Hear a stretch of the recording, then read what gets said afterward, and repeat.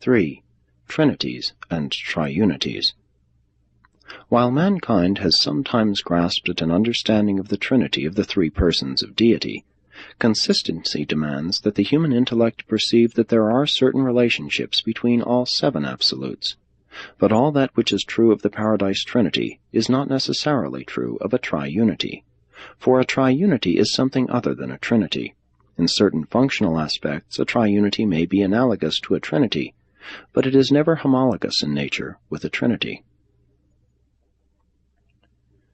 Mortal man is passing through a great age of expanding horizons and enlarging concepts on Urantia, and his cosmic philosophy must accelerate in evolution to keep pace with the expansion of the intellectual arena of human thought. As the cosmic consciousness of mortal man expands, he perceives the interrelatedness of all that he finds in his material science, intellectual philosophy, and spiritual insight. Still, with all this belief in the unity of the cosmos, man perceives the diversity of all existence. In spite of all concepts concerning the immutability of deity, man perceives that he lives in a universe of constant change and experiential growth.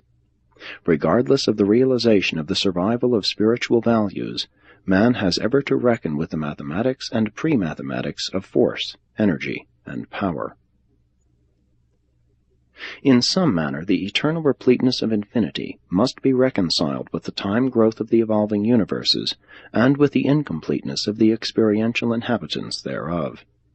In some way, the conception of total infinitude must be so segmented and qualified that the mortal intellect and the Urantia soul can grasp this concept of final value and spiritualizing significance.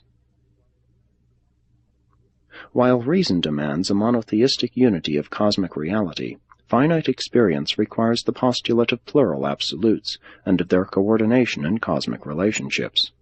Without coordinate existences, there is no possibility for the appearance of diversity of absolute relationships, no chance for the operation of differentials, variables, modifiers, attenuators, qualifiers, or diminishers.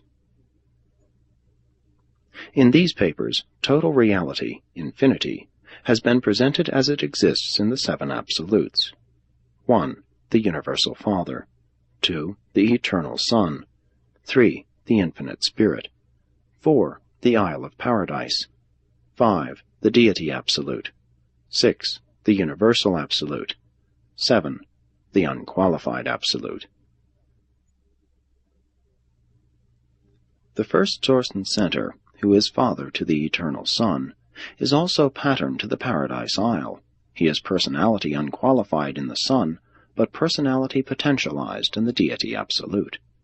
The Father is energy revealed in Paradise Havana, and at the same time energy concealed in the Unqualified Absolute. The Infinite is ever disclosed in the ceaseless acts of the conjoint actor, while he is eternally functioning in the compensating but enshrouded activities of the Universal Absolute. Thus is the Father related to the six coordinate absolutes, and thus do all seven encompass the circle of infinity throughout the endless cycles of eternity.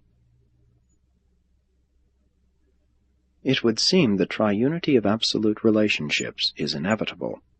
Personality seeks other personality association on absolute as well as on all other levels, and the association of the three Paradise personalities eternalizes the first triunity, the personality union of the Father, the Son, and the Spirit. For when these three persons, as persons, conjoin for united function, they thereby constitute a triunity of functional unity, not a trinity, an organic entity, but nonetheless a triunity, a threefold functional aggregate unanimity. The Paradise Trinity is not a triunity, it is not a functional unanimity. Rather is it undivided and indivisible deity. The Father, Son, and Spirit, as persons, can sustain a relationship to the Paradise Trinity, for the Trinity is their undivided deity. The Father, Son, and Spirit sustain no such personal relationship to the first triunity, for that is their functional union as three persons. Only as the Trinity, as undivided deity, do they collectively sustain an external relationship to the triunity of their personal aggregation.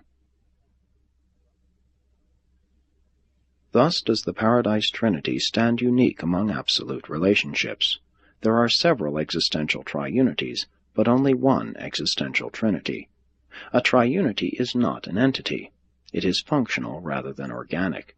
Its members are partners rather than corporative.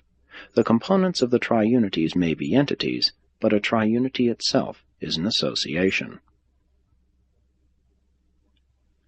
There is, however, one point of comparison between Trinity and triunity. Both eventuate in functions that are something other than the discernible sum of the attributes of the component members. But while they are thus comparable from a functional standpoint, they otherwise exhibit no categorical relationship. They are roughly related as the relation of function to structure, but the function of the triunity association is not the function of the trinity structure or entity. The triunities are nonetheless real. They are very real. In them is total reality functionalized, and through them does the Universal Father exercise immediate and personal control over the master functions of infinity.